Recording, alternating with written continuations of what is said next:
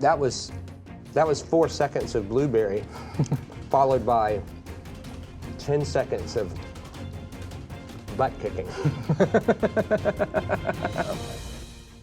Awesome, welcome everyone who's joining us. This is a dream come true actually, to do an interview, to do something a little bit different. Okay. As you can see, we've got 10 hot sauces. They range in fairly mild to I'm nervous. Yeah. And so what we're going to do, we're going to have a bit of a chat. We're going to go through these sauces and we're going to have a whole lot of fun. Let's do it. So how do you go with hot food? I do okay. Okay. Yeah, like if I was to order lamb vindaloo, Yeah. right, and they say how hot do you want it, I would get it New Zealand medium to hot. Yeah. But if they start doing Indian hot, I can't. Yeah. Yeah. Okay, so I think we're probably going to be good to about here. So we're going to start with this one, the All right. sriracha. You're probably familiar with this. Yeah. Nice, There good you go. generous amount. Yeah.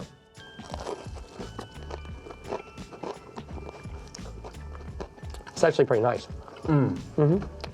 Definitely do that on a sandwich or something like that. All right. Big shout out to Dave, Christy, Taylor and the team who cooked this.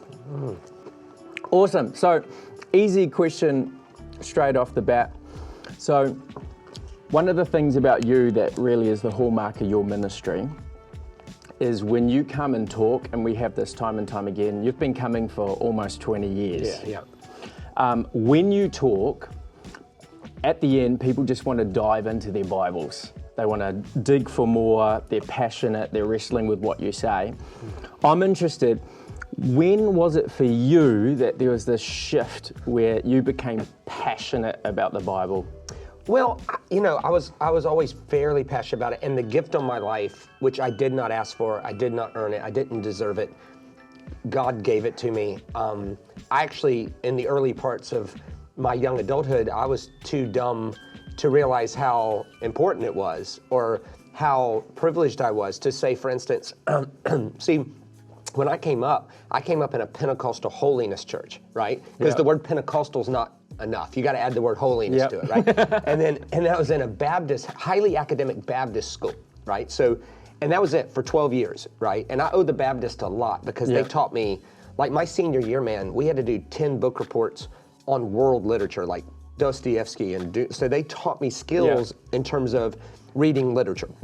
Well, but when in my Christian walk, that's what Christianity was. It was the Pentecostals on the weekend, the Baptists in the week, the end. Well, then I went to seminary, and the reason I chose the seminary, this is so spiritual, was it was drivable, right? And it was a top seminary. I kind of knew it was highly rated, but it was just there, right? And so I went there, and that's where I thought, because when I got to seminary, there was 27 different Christian traditions represented on faculty. Yeah.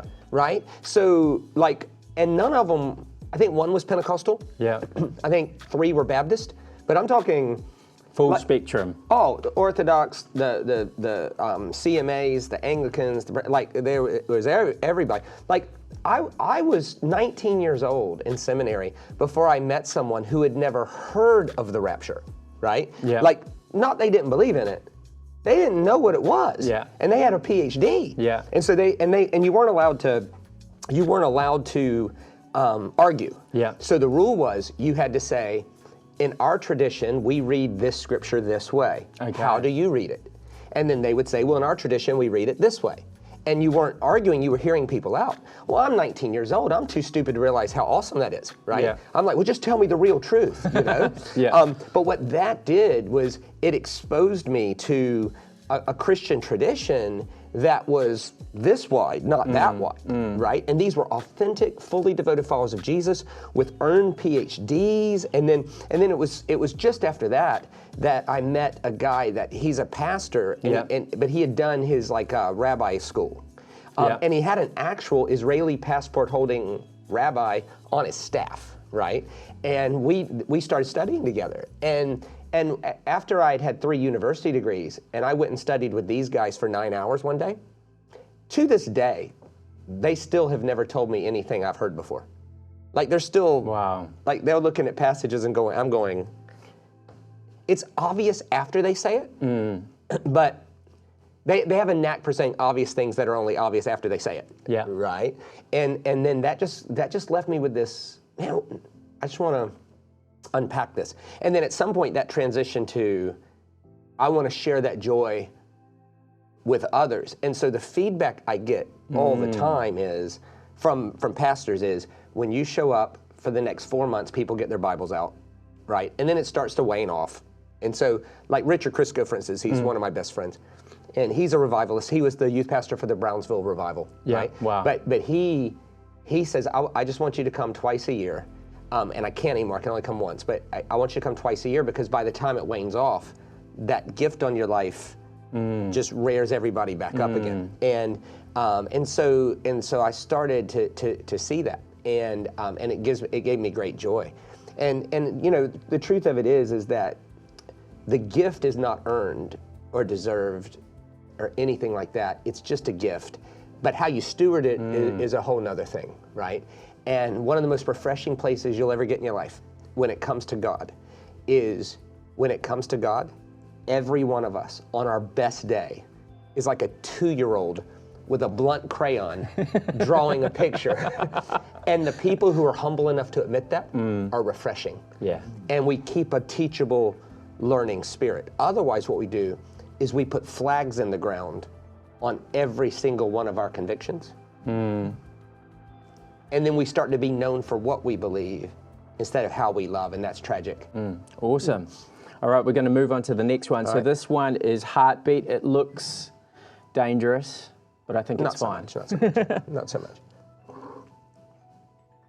Often find the ones that have got fruit in it. That's all right. We'll mop that one up later. The ones with the fruit in it aren't as so true bad as they look. All right, here we go. Here mate. That's all right. Yeah. Slightly. Yeah, it's Slightly more. It's a 3. Nice. So you're talking about, I guess, the seminary experience of many different traditions there, being invited to different stages, and we're talking about even sports teams, things like that. Yeah. Do you ever have a conversation where you're struggling inside, but you have to listen? You know what I mean? Because often, I mean, when there's two sides to an argument, some people just want to win something. Yeah. Like, what does that look like for you? How do you tackle when somebody wants to have an argument? So I tell you a moment, I don't argue. Yeah. I am truly conscientiously opposed to arguing. I was writing a series through the book of Philippians, and there's this, I'm writing this as a curriculum. And there's this passage I'd never seen before. Okay. And Paul is talking about how to live in light of kenotic. Jesus emptied himself and humbled himself. So what does that mean for us to live that way? And one of his applications is, he says, do all things without grumbling, Yeah. or disputing. Okay. And something just convicted me like you can't believe, because I wasn't given to arguing, Okay. but I was asked to solve arguments all the time, Yes. right? And so I made a 30-day commitment to not argue. And so we got to define what that is. A dispute, by definition, is any time someone starts with their flag in the ground. So if they Okay. start with their conclusion, by definition, now that's an argument. Okay. Okay. Yeah. So, and I'm 48 years old now. I've never once ever been able to shift someone who started with their conclusion. Yeah. So I realized it was actually a profanity. So God gave me 24 hours of his breath today. And to use that to its full potential is holy. It's the Jewish people prayed a common prayer.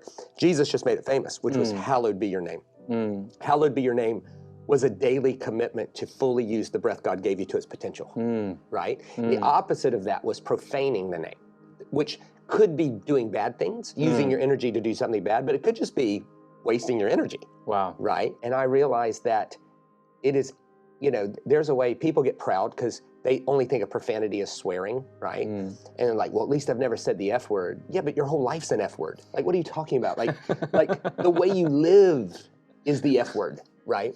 And so I realized that part of profanity is using my breath to argue. I got invited to study with a top history expert in Jerusalem. Wow. This he teaches at the PhD level of ancient history and archaeology at the University in Jerusalem. And he had heard something I did, and he invited me to come speak at his messianic kibbutz, synagogue. And part of my pay was he was going to teach me history. Well, this guy, Jesse, 10 minutes into this, he blew my mind. Okay.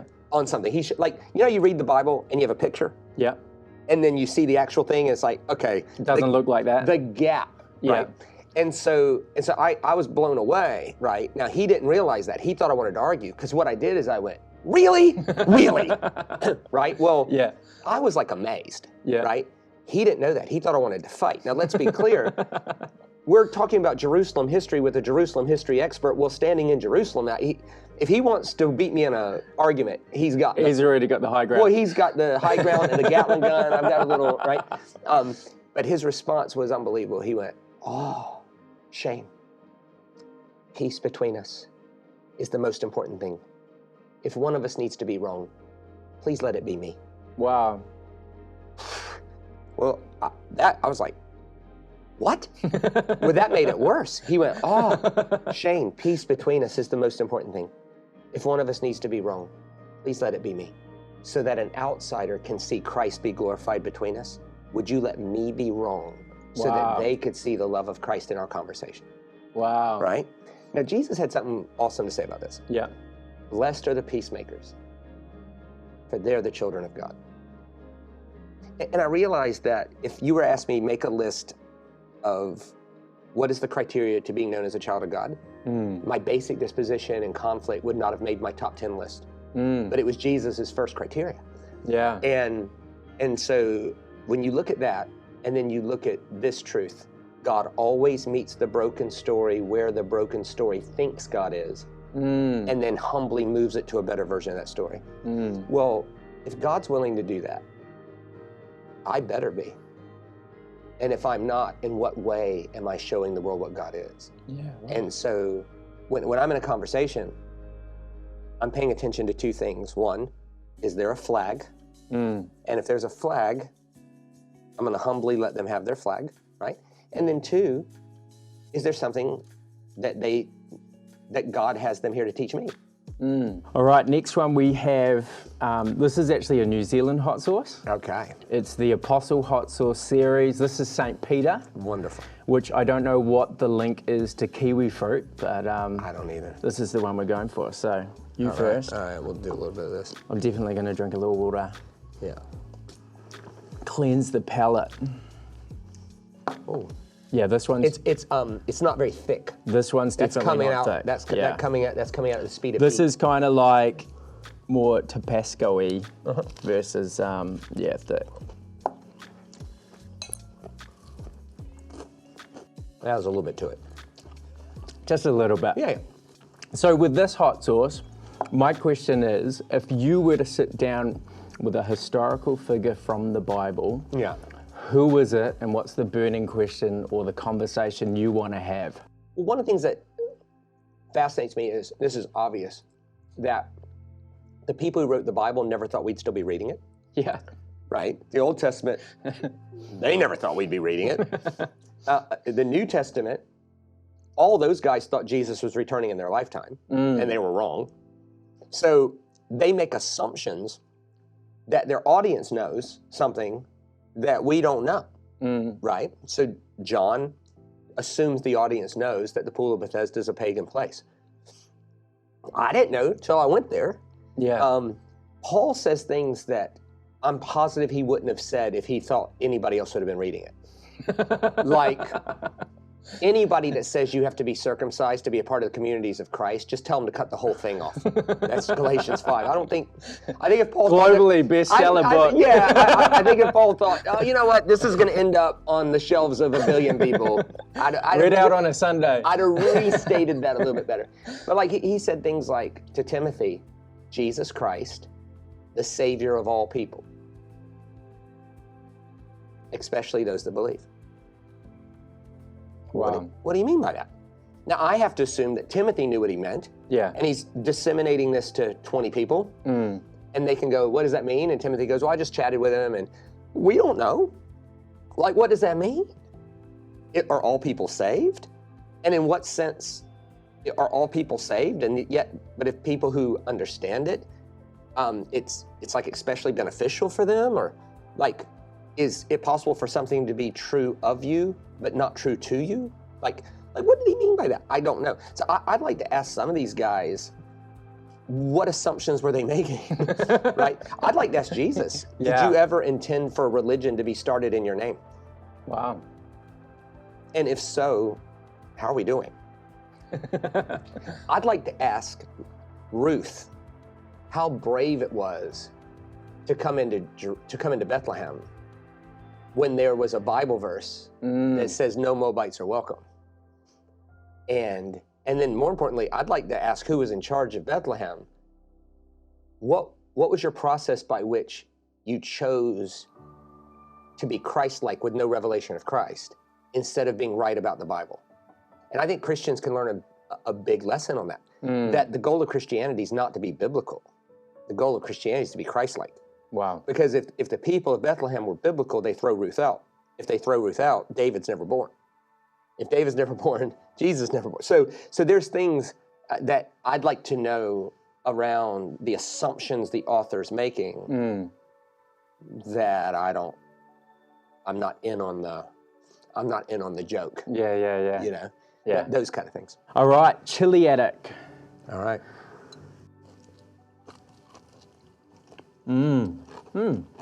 Pretty good. The chicken's very nice.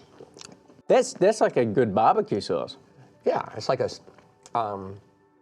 smoke. It's like they put it in a barbecue smoker for about a week. All right, so we're talking about some of these questions and things, and love to be able to talk to Paul. It's kind of like listening to YouTube shorts or Instagram reels, and you're only catching part of the conversation. Yeah. Now, is there any passages or thoughts around the Bible that you often hear that you just feel compelled to want to correct? Yeah. I mean, this could be outside the church. Yes, but I don't. This can be inside the church. You don't? No, because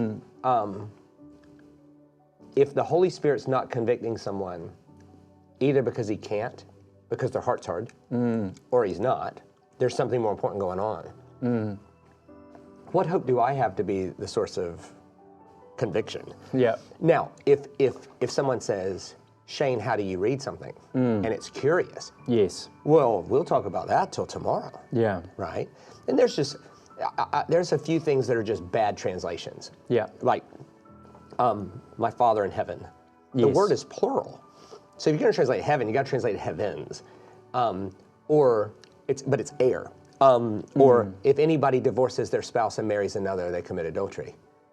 In Greek, it says, if anybody divorces their spouse in order to remarry another, they commit adultery. Well, that matters. That's, quite a substantial little shift. Yeah, or here's a subtle one that does matter. So Romans 5, we are all saved by in English it says, we're all saved by faith in Christ. I can read Greek. I can't believe I missed this last year I wrote a curriculum on the book of Romans. Yep. And it said, I missed it. It says, in Greek, it says, we're all saved by the faith of Christ. Well, that matters, because my faith wanes, comes up and down. Yep. But if my faith is in Christ's faith, Anchored in there. right? Yeah. And so those sorts of things. But and then the second, so some is just bad translation. Okay. Some is words don't matter as much as how we picture words working. Okay. Right? So for instance, judge, right? Well, a judge in our world is a court official. A judge in a Jewish world is somebody anointed by God to set you free. Like God is the judge of the orphan. Why is God judging you guilty orphans? Like what's going on there? Or the whole book of Judges. These people aren't courtroom officials. They're people anointed by God to set you free. Wow. And so you see, like I'll give you an example, like end times, right? Well, when a first century rabbi said end times, he wasn't talking about the end of the world. He's talking about the end of a period of time, right? So Matthew 23:24, right, was written by Matthew to Jews. Yeah. And Jesus says something like this. it won't be perfect. I'm sitting here. This generation will not pass away until the end times are upon. Yeah. Are they dead? Yes, they are. So at least in that one moment, Jesus was talking about something that happened in their lifetime, right? And we know what happened. In 70 AD, Titus comes in, destroys the temple, kills everybody in there, I'm talking about who survived. According to the historian Josephus, who survived the raid of the Romans? Decimated. The Christians. Okay. The Christians did because they heeded Jesus' warning and they fled to a place called Palo in North Galilee in hidden caves. Okay. And he said, if you endure, you'll be saved, right? And that's exactly what happened. And how long did that conflict last? 42 and a half months, right? So 3.5 years. So you've got this. But here's the other part of that, right? Like, I'm not mad at anybody.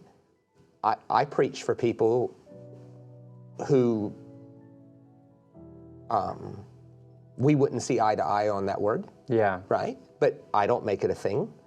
They don't make it a thing, because the Spirit of Christ in both of us, actually the Spirit of peace should be shown relationally more than anybody would need to be known for their flag in the ground around stuff like that. All right, let's move on to this next one. So this is number 5. Okay. Yeah, we'll see how this one goes. We are now beginning to lift the level. All right. But yeah, you haven't even broken a sweat. Nah. I can handle hot food. It's no Yeah. worries. I think. I might be speaking too soon.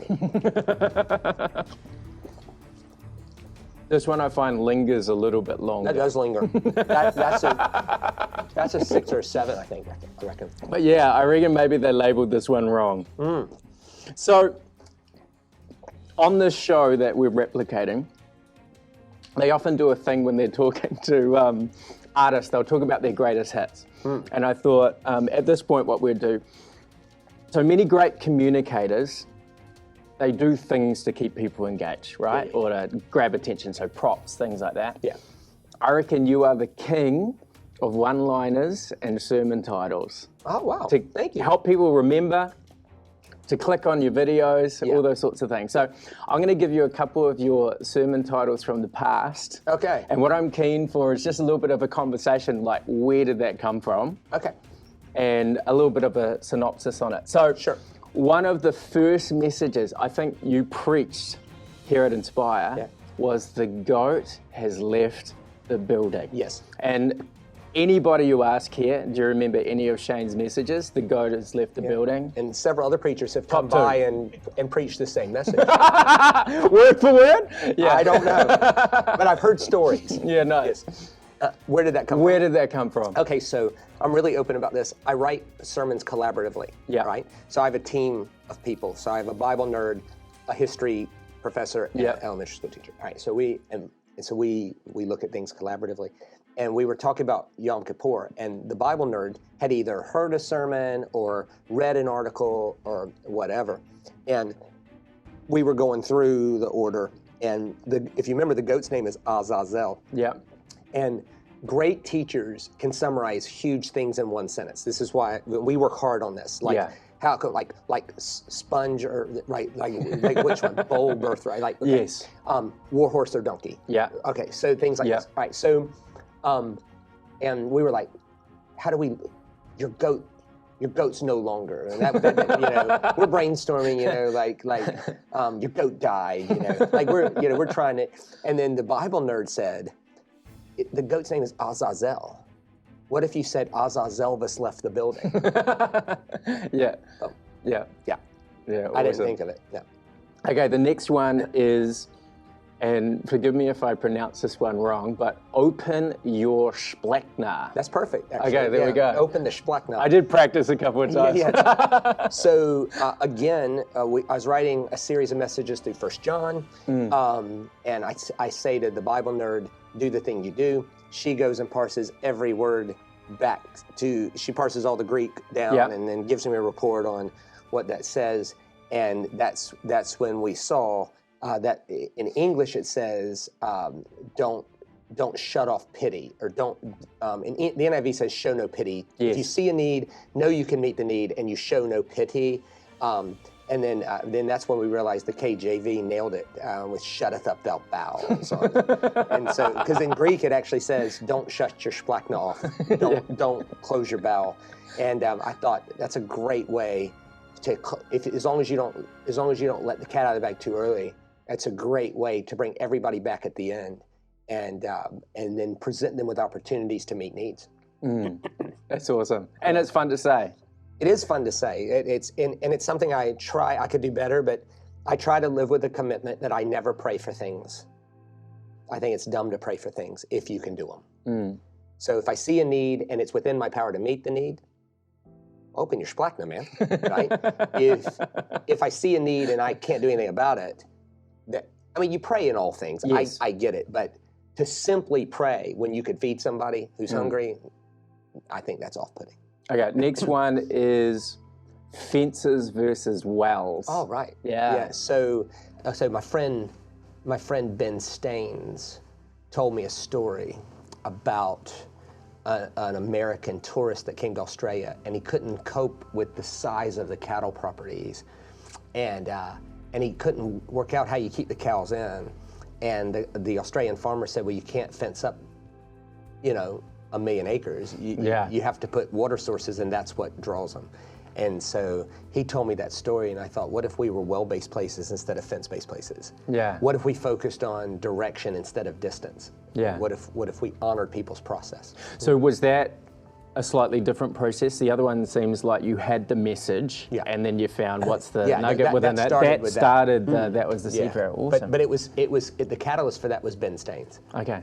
All right, next one. So this one is called No Fun for Children. Okay. And this is, we're lifting things up here. All right.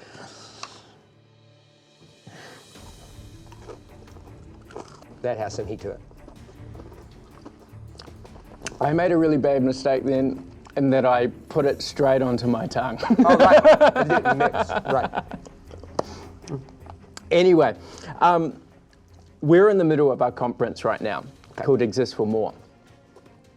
And what's always interesting in people's journeys is often it doesn't look linear, like A, B, C, D, E, F, G, and whether people go through different career changes or whatever that looks like, but often in the great purpose that God has for your life, there's different things He uses. And maybe people don't know this, maybe they do, but you have a master's in clinical psychology. I do. With an emphasis on sex and marriage. Yeah.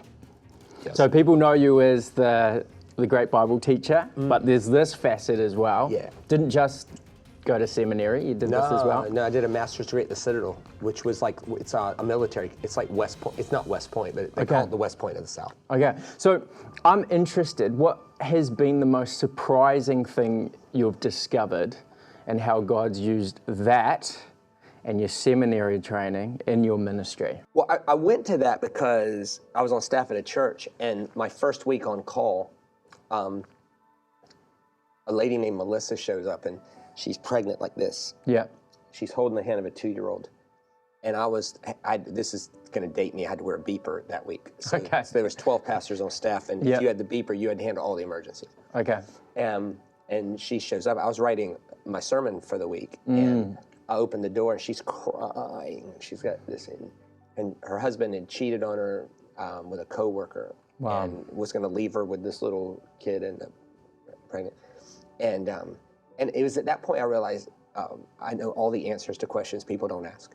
Wow. Right? And I was like, I need more training. And so I did it not to be a counselor or a psychologist, but to be a better pastor. And it's really helped me. It's given me a few more arrows. So if a church says, like Equippers, for instance, in London said, we want you to do a one-day conference on emotional health. Yeah. Well, I've somewhere in there, we can do that. The church leaders in Australia said, can you handle this sex and sexuality stuff? Yeah. And so I did an 11-part series on sex and sexuality, and I'm clinically qualified to talk about these things. And it's a whole lot better than some of the, everybody needs to stay in their metron. You know, if you can't tell me how sex develops in a person, you probably shouldn't be known for your convictions on sex. Okay. Right? Like, please do have convictions and do live by them. Like, smoke what you're selling. Yeah. Have some moral authority about you. But I had a Christian school asked me to consult. Yeah. There were 7 board members, no recording devices, and Yeah. they were asking me what should their official position be on whatever. Yeah. And I said, how many of you can tell me how sex develops? Thank God one of them was a pediatrician. Okay. Yeah. And so she was like, right? And so I said, I'm gonna just give you a 3-minute version of how sex develops in a person. I did that. They're all looking at her. Yeah. And she's going, right? And my point wasn't to power up on them. My point was to say, in a room where 87% of people can't tell me how sex develops, you're gonna try to make a rule about this where you can't answer one question? You're just painting yourself in a corner. Leave this kind of stuff to the parents. Like, you know, like, stick with reading, writing, arithmetic, literature, history, like, you know, stick with that. And so it's really helped me with certain tools around, like, it's weird, one of the most, like, as a non-married person, one of the things I get asked to do the most is marriage days. Yeah. In fact, one of our most listened to messages from you is basically a relationships talk. That's right. Yeah, and it's because it's based in science. So if you're married to a basically good-hearted woman, she'll think these things are loving. Yeah. If you're married to a basically good-hearted man, he'll think these things are respectful. Well, as long as you're a good communicator, you can. And the lie is, you know, what does a non-married person have to teach us about marriage? Well, all the advice in the Bible about marriage is from unmarried men or a guy with 1,000 wives. So, like, it's like this idea that you got to be just like me to be able to help me. It's just not true. So, but it has given me some real tools to sit down and help people. And when you're trained clinically to meet someone where they start in their story, that helps you theologically. Because part of being a good theologian is being able to discern where someone starts and be there. So if I go into a church, one of the first questions I'm asking is, if I'm going there for the first time, is, where are these people?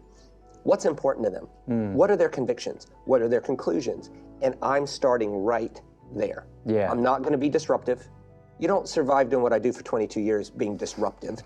I try to be a good communicator and move people 2 degrees without moving them more than 5. Yeah. Otherwise, you can be right and topple them. Yeah.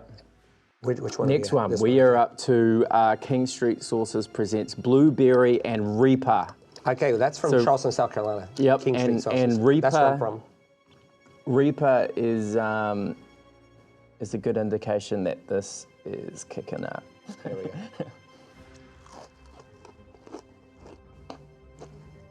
That took a second, but it's there. I was like, this is just fruit. But it's No, that's got. Now we're cooking. That was 4 seconds of blueberry, followed by 10 seconds of butt kicking. In this current age, I mean, we've got more access to just anything at our fingertips in a second. But we also live in the world where I call it the TikTok theologian, people just posting hot takes all the time. Yeah. When people are passionate and they want to go deeper, like, how do you navigate that? Just give us some tips on a couple of great places to go just to get really good.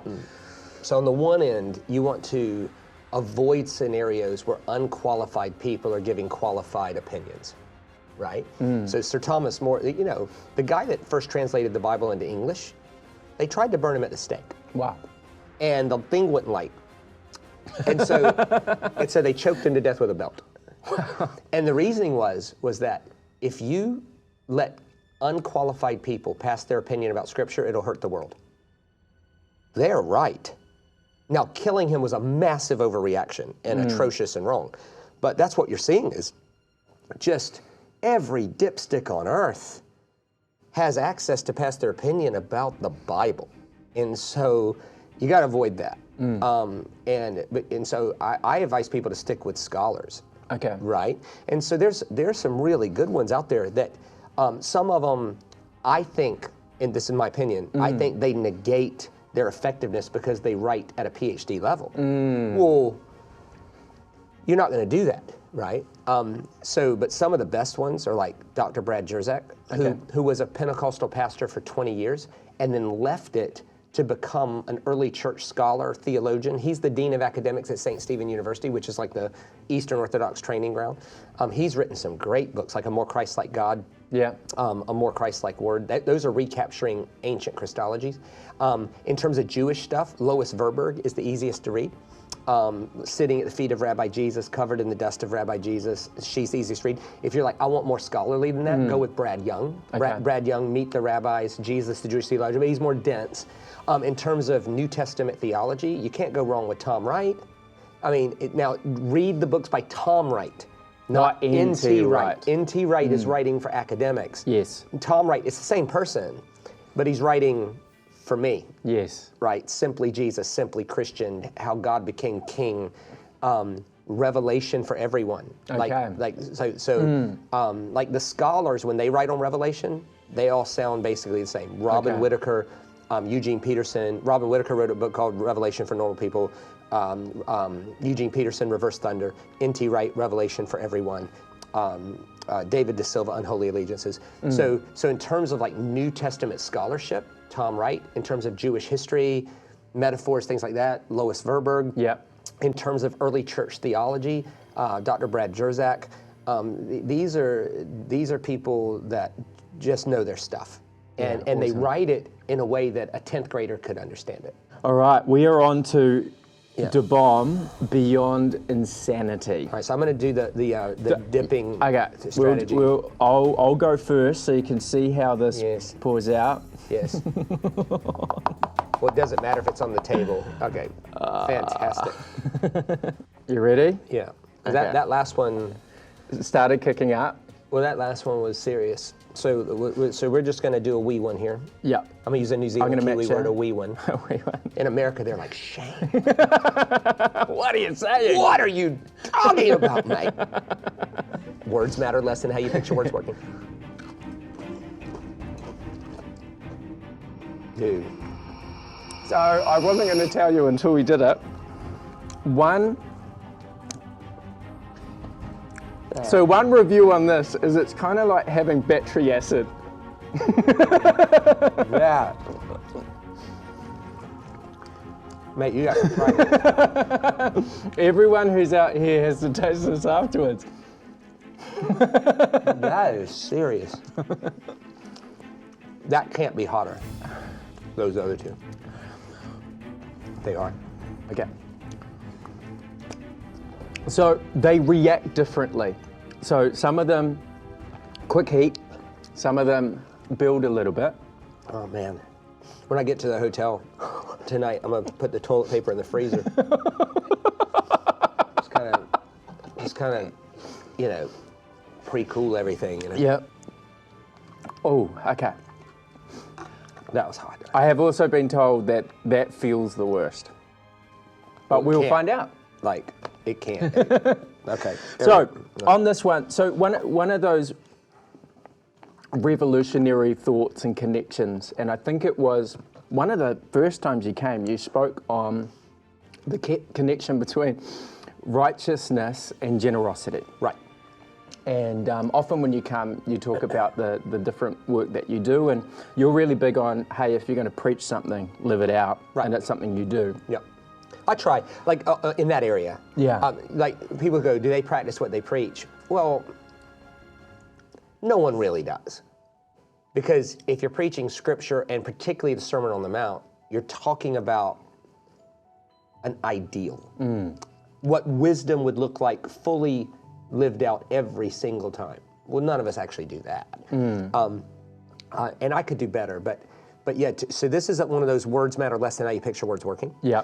In English, there's a break between righteousness and generosity. In Hebrew, there is none. Yeah. The Hebrew word for righteousness is tzedakah. Yeah. The Hebrew word for generous is tzedakah. Yeah. Same word. 2,106 verses in the Bible tie righteousness to generosity. That's more than prayer, faith, heaven, and hell combined. Wow. In other words, it's a big deal. Yeah. You cannot be righteous and greedy in Jesus's world. Wow. Impossible. And if you look at how Jesus addressed these things, who's the only person ever Jesus said went to hell? The rich man. The rich man overlooking the poor man. The only time Jesus ever said someone was going to be killed was a guy building barns instead of sharing. And as far as I know, I'm totally... Sheep, goats. Sheep and goats, yeah, what you did to the least of these, you know. And you see that on a positive side too. Like there's this passage in Luke where some lawyer asked Jesus, what must I do to inherit eternal life? And he says, share what you have with the poor, my Father will declare you righteous. Which again, in our language seems, but in Jesus's world, it's if you act with tzedakah, they'll see you as tzedak. There's no break. And as far as I know, and I'm open to hear someone out on this. I'm not a flag guy. The only verse I know of in the whole Bible that defines what it means to know God is in Jeremiah 22, and it says, he took care of the poor and the needy, so all went well. Is this not what it means to know me, declares the Lord your God? Wow. And so the idea is that if God did something for the world without any expectation, without any thought that they could pay him back, how better to know the heart of God than to do that for somebody? Yeah. Now, to be fair, 1 John 5 uses that word, beloved, let us love one another, for love is of God, and everyone that loves is born of God and knows God. In both cases, knowing God was not tied to what we believe, but rather how we treated people. And so when Jesus said, this is, and I want to be clear about this, I don't know what to do with this. Okay, so I just know wrestling with it makes me a better person, which is pretty important. Yeah. So in Matthew 7, Jesus says, many will say to me in that day, Lord, Lord. And I'll say, I didn't know you. And they're shocked. And they're like, what? Of course We're you knew doing me. all these things. And what were the things they were doing? We prophesied, we cast out devils, and we performed miracles. So Jesus says, there's a lot of people at the end of the day who think they're in, but they're actually out. And then he describes Pentecostals, right? I mean, who else thinks they know God because they cast out devils or perform miracles or prophesy? He's like, that doesn't mean you know me. And so I have prophesied on occasion. I've thrown demons out of people on a couple occasions. I didn't particularly enjoy it. I'll let you handle that. I'll let Mike Connell do all that stuff. And I've prayed for people on a few occasions, and a miracle happened.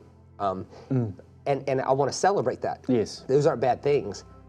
But in Jesus's world, knowing him was tied with like to say I love Jesus is committing our lives to loving everybody he loves. And that I don't know how far to take it. Okay.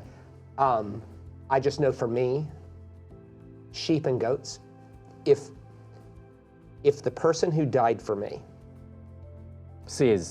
is telling me what's important to him, it should at very least be important to me. Yeah. Because this was so hot, quick hot take. So I guess there's a bit of a trend right now to make a viral video, and it's doing stuff, you know, like generosity, giving, philanthropy, all those sorts of things.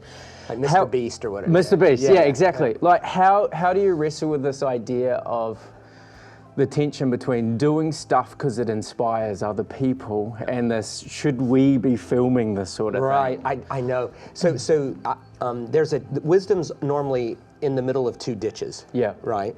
Because I can think of that verse about don't let your right hand know what your left hand's doing or whatever. Don't sound the trumpet. Yeah. Yeah, that one. So in one sense, Jesus, in the Sermon, both these things are in Sermon on the Mount. He says, let your light so shine before men that they may know where you stand on every social issue. No. That they may know your clear end times theology. No. That they know where you stand politically. No. That they may see your good deeds. With tzedakahs. That glorifies your Father in heaven. So in one sense, if you're doing good things, you're going to be noticed. And that glorifies God. But then in the same sermon, he says, don't do it in order to be seen. And if you do it in order to be seen, you have your reward. In other words, if all you want is for people to see you, and then they see you, you win. You got what you wanted. And so here's the thing, only the person filming it knows their heart. Yeah. If they're doing it to inspire others, it's amazing. Yeah. If they're doing it to be seen, it's not so amazing, but only they know. And everyone's going to get judged anyway. Everyone, look, listen. Some We're all keyboard warrior's going to go. Yeah. Awesome. We're on the home stretch. This is ghost chili. Okay. You know, this is definitely an on the board. No. Oh yeah, that's enough. You just dip on that one. That is not as bad as that. Then I'll go a little bit more. Well, that's dangerous. That's probably dangerous, but that actually hurt. That's actually strangely sweet. Yeah, it's got a sweetness to it. That is just straight flipping. Oh no, that Yeah, it comes later, but it's still not that.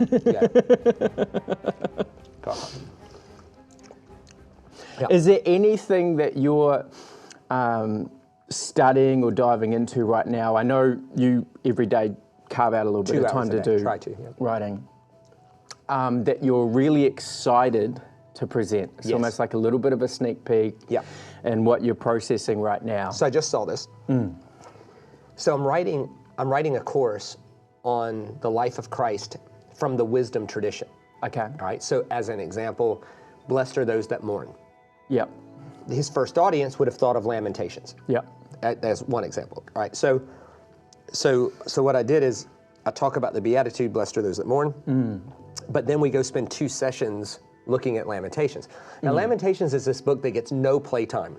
Yep. Right? And to be fair, Lamentations is not great Sunday morning material. It may be one of my least read books. Right, exactly. So Lamentations is 5 poems where God is not there. The voice of God's nowhere in it. Because when we're in great suffering, we often think God's absent. So the book of Lamentations has 3 characters. Yep. There's a narrator who's a truth teller.